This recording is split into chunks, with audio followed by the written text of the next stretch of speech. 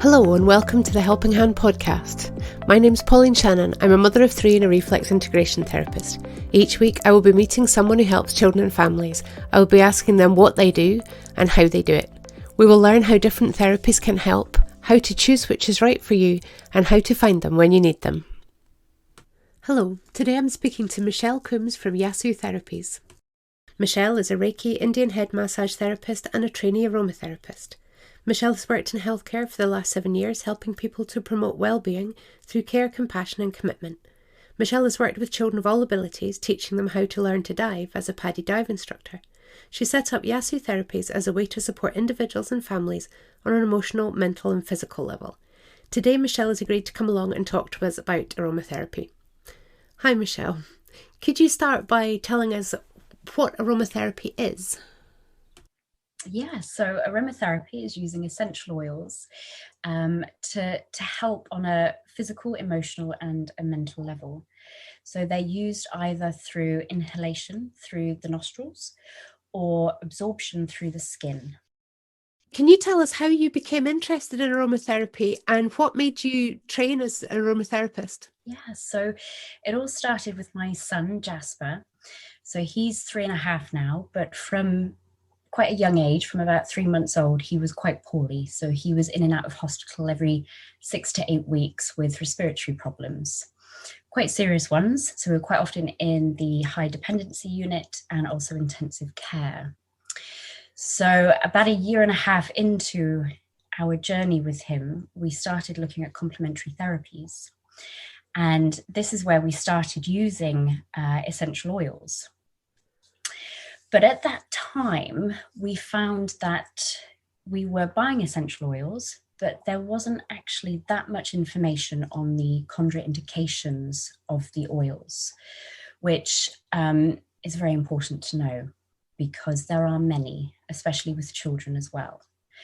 So the reason that I wanted to train as an aromatherapist was to be able to give that information, give advice to parents that are using essential oils because they are greatly beneficial. They really, really are. But it's just so important that they are used correctly and safely, especially with children, which is why you would go to an aromatherapist, is to seek advice. Can you just expand a little bit? You said there was different ways of taking the essential oils. Yes, so with your essential oils, you can either use little nasal inhalers, and these are used with children just underneath the nose, just wafting, so that they inhale that aroma. They can also be used in a diffuser, but when you are using a diffuser, do be aware that everybody in the household is going to be receiving those essential oils. So that's just something to be aware of. Okay, yeah. And then another method is absorption through the skin. So your essential oils can be put into a carrier oil that can be then massaged onto the skin of the child, which is lovely, which is really nice. I hadn't thought about the exposure of the whole family to essential oils in that way. So could you describe for me what an aromatherapy treatment would look like from the initial contact? Yeah, sure. So aromatherapy can be added on to another therapy, or it can be a standalone treatment. So once I'm contacted, what I do is I send out paperwork to the family or the individual. And that paperwork consists of a medical form and a form to fill out on personal information. Once that is then back to me, we then book in a consultation. And that consultation can be done via video chat or telephone. And that includes the child and the family as well. And what we do is during that consultation, that gives us an opportunity to meet each other, chat about expectations, chat about the care plan that we'll put into place. And then it also gives the family and child an opportunity to ask me any questions. So once we've done that, we then put our care plan into action. So would you leave that first session with with an essential oil with your first treatment, or how do you go about getting your first oils? So what I would do is I would actually make up the blend for that child. So once we've decided what is the best way of application, so whether it's with the nasal inhaler or massage oil or diffuser, etc., I will make up the blend for that child and I will then send that to them with instructions on how to use that. Great. How long on average does a treatment last? I understand each individual is different, but if you could just give clients an idea of what it might look like, that'd be really helpful. So you're right. It all depends on the individual person, but with the blends, what I'll do is actually in the care plan, I'll actually write in there how long the blend is to be used for. So depending on the situation, it might be used for 10 days or 2 weeks. Okay, and then you would come back and see you and maybe get a different one, or how does it proceed after that? Yeah. So during that time, I follow up. So I will be contacting the family, just making sure that that blend is working for that child. If it's not, then we'll reassess and we'll have a look at another blend.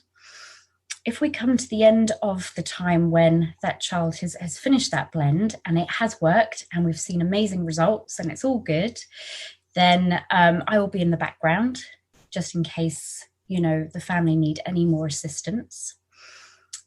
If we come to the end of that time and it hasn't worked or we're still seeing problems, then we'll have a look at another blend or have a look at, go back to the consultation and look at other possibilities of root cause. I'm just aware that at the moment we're in the middle of coronavirus restrictions. So do you see people online or do you have to see them in person? So I've been seeing everybody online. So, hopefully from the 12th of April, I'll be able to see people face to face for anybody that would like to see me face to face. But otherwise, yes, everything is done online. And will you be taking your online consultations forward, or will they stop when the restrictions are dropped? So it's working really well actually, and I'm getting some really good feedback from clients with the consultations online. So unless people specifically ask, I will continue with that. That's great. That makes you available to more people in a wider area. Because I'm aware you're based in Somerset, aren't you? Yeah. Yes, that's right. Yes. So now we've got an idea of what a program looks like. Can you give me an idea of what behaviours and symptoms should make parents consider aromatherapy as a way forward? Mm. So, if your child is experiencing anger or frustration, maybe lack of focus or concentration, maybe problems sleeping, then this will be a good reason to contact me or an aromatherapist. Another reason is that if your child has any underlying health conditions that you would like aromatherapy to complement their current medical treatment, then that would be a reason. And if that was the case, then I would also be in contact with their medical team. So their GPs, their consultants, making sure that that is the right course of action for that child. Tough question, but can you describe an ideal client? Well, this is everybody and everyone. So,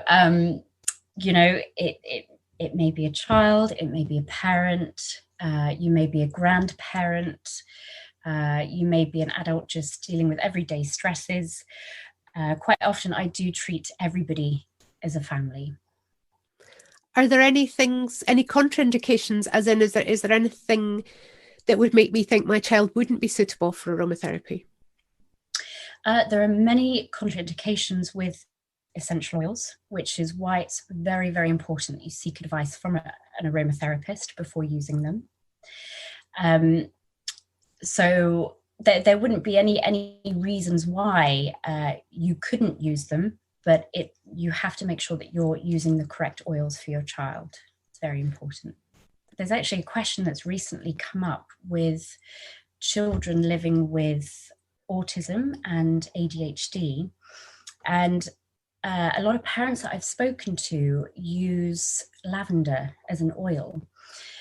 But actually, lavender can actually increase the symptoms that the child is experiencing. So one to use instead would be vetiver, which is another one, which is a lovely calming oil. But this is one to use instead of the lavender. If people want to get in touch with you, Michelle, how should they do it? So they can either go through our website, which is www.yasutherapies.co.uk, or you can find us on our Facebook and Instagram page at Yasu Therapies. Thank you very much, Michelle. If you'd like to contact Michelle, you can. Yeah, about finding an aromatherapist so that you avoid the oils, because lavender is so common for anything to do with calming. It is. It's really, really common. And it's actually a video that I've put up for parents, because I've had so many parents contact me saying, their child, or they're living with autism or ADHD, and they're just, their symptoms are just right up here, and they need something to calm them. And one of my first questions is, have you used essential oils? Are you using anything at the moment? And quite often they say lavender. Yeah. So lavender is one that, and it's not commonly known. This is the thing. It's not commonly known that it will increase their symptoms. It will actually, make them, because it's an adaptogen oil, it will either work as a stimulant or it will work as a sedative, depending on the dose. So if they're, if they're dousing their beds at night with lavender, thinking, oh, I've got to, get them to sleep, actually, that's not going to work. It's going to stimulate them. And this is a thing that really sort of got me going in the beginning, was that I, as a parent, I thought I was doing the right thing, looking at these websites. Okay, there's nothing that says they're unsafe to use for children. Lavender, it must, it's commonly known, and there's no contraindications with them, must be safe, so you buy them and you use them, but actually some of them aren't. And some people are probably using it without even knowing what they're doing. They've got a nice smelly candle in the room, or they've got one of these things that plugs in, so it's constantly giving you a dose. Yeah. I suddenly have lots of clients that I need to get in touch with, Michelle. Well, if they're coming back with questions and you're not sure, just send me a message, because I'm on the end of the line and I'm more than happy to help. Yeah, and it's perfect. And I just send those, I make them up and I send them to the person, and they use them, and then and it's easy. Everything is done online. Yeah. Thank you very much, Michelle, for coming on the show and talking to me about aromatherapy and letting people know what you do and where they can find you. Oh, you're so welcome. Thank you for inviting me, really. You've been listening to the Helping Hand podcast, connecting families with help and support when they need it. If you want more information or to find a therapist near you, go to helpinghandonline.co.uk.